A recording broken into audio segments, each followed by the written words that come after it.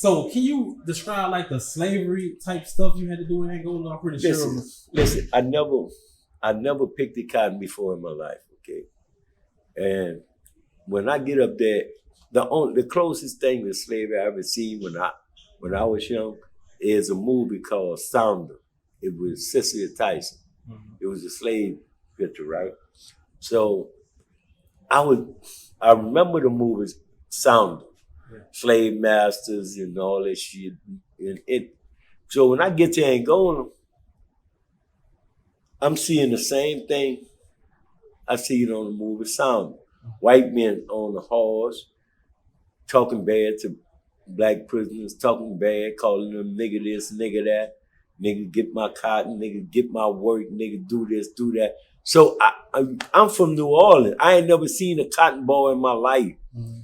So I don't know anything about picking no damn cotton. Mm-hmm. But at that time they had a quota that you had to pick 500 pounds of cotton a week, 100-pound cotton a day.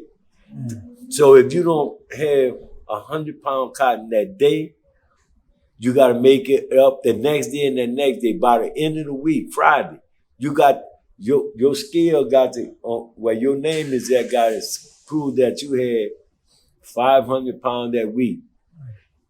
So if you don't, you automatically go work over the Saturday and Sunday. It was pure slavery. But here's the thing: you know how 100 pound of cotton feel like that bag right there. Yeah. See that bag? Yeah. That's how the sack was practically bigger than me. Yeah. But 100 pounds of cotton is heavy. Yeah. But and it looked like this bag you punch on in this chip. Yeah. Now, if when I go up every day, you know how much cotton I had? How much? The size of that towel. Yeah. Yeah. the size of that towel you hold. It didn't even fill up the bag. Yeah. We were talking about the cotton field. You said that was, you had to pick 100 pounds of cotton. Yeah, it was a quota. And it was a quota set by the legislation in the state of Louisiana. They passed a law that the quota was 100 pound cotton a day, 500 pounds a week. So when myself, I come up in the city, I didn't know nothing about picking no cotton. So when I go out there, all I see is white men standing on horses with shotguns, talking nigga this, nigga that, bitch this, hoe that, nigga this.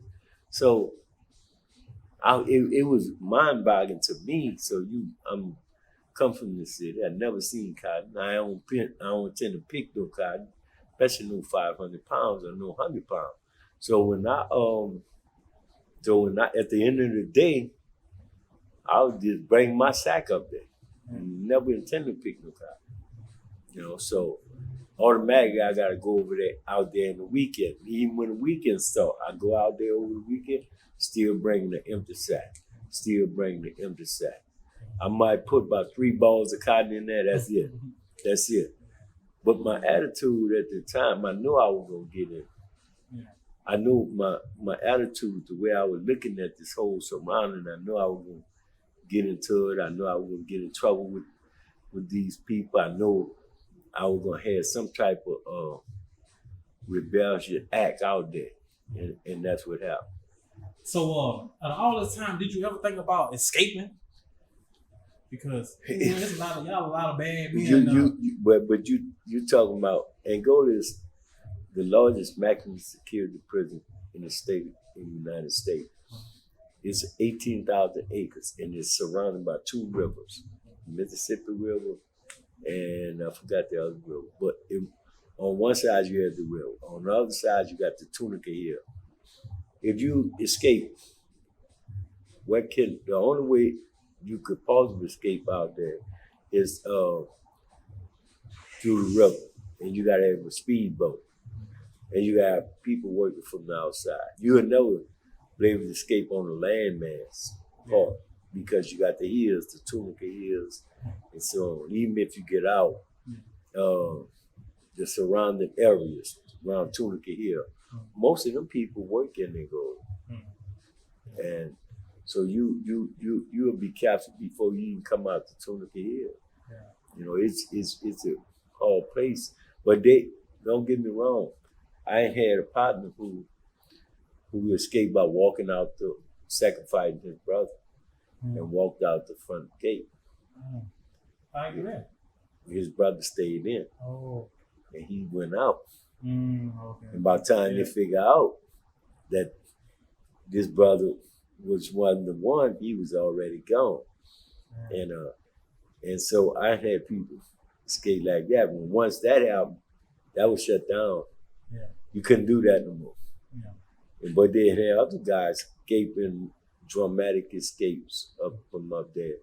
We had outside connection, outside dealing. It's really hard, but if you got the right connection and you got the right tools, it's possible. It's not impossible because even though it's a maximum security prison, it's outdoors. It's on AT. It ain't got nothing but phone land that you do all day, every day. Yeah. You know, you work with whole shovels and display blades. So it's outside. It's not impossible to escape. Yeah.